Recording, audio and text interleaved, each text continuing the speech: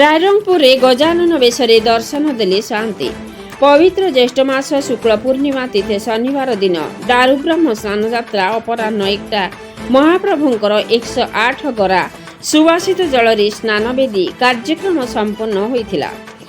ଜଳ ଲାଗି ଶେଷ ପରେ ମଇଲମ ଚନ୍ଦନ ଲାଗି ମେକଅପ୍ ସର୍ବାଙ୍ଗ ନୀତି ସମ୍ପନ୍ନ ହୋଇଥିଲା।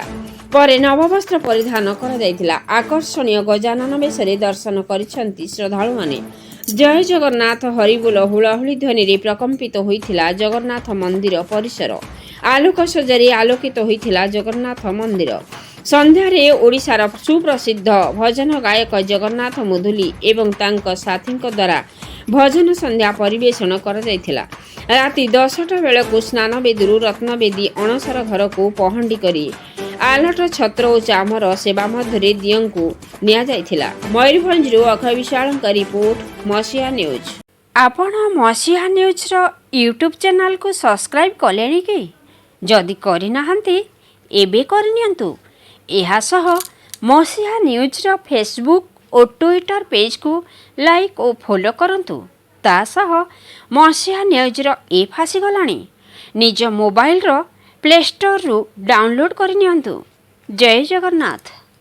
और स्नान पूर्णिमा अवसर में आज रायरंगपुर स्थित आमर श्री जगन्नाथ मंदिर प्रांगण में आज स्नान पूर्णिमा अनुष्ठित हो जाइए। आज सकाल 10 घटिया समय प्रभु तथा चतुर्धामूर्ति आज स्नान बाहर थे। स्नान कार्य शेष होगापर आम पूजा आलती सरला एवं पुणी आउ थे अणसर घर को श्रीमंदिर भीतर को आज प्रवेश कले पहंडी सहित। तो आशा करुँची निश्चित भाव में महाप्रभुंर आशीर्वाद सबुदिन रायरंगपुर जनसाधारण तथा उपखंड थाऊ और आगामी दिन जो रथयात्रा अनुष्ठित हो चेष्टा करिए निश्चित भाव सफल करने जोटा कि रायरंगपुर रथयात्रा बहुत प्रसिद्ध। एठार खाली ओडिशा नुह बेंगल तथा बिहार झारखंड लोक आसती लक्षाधिक लोक ये श्रद्धा भक्त ये पहुँचती महाप्रभु को टिके दर्शन पर।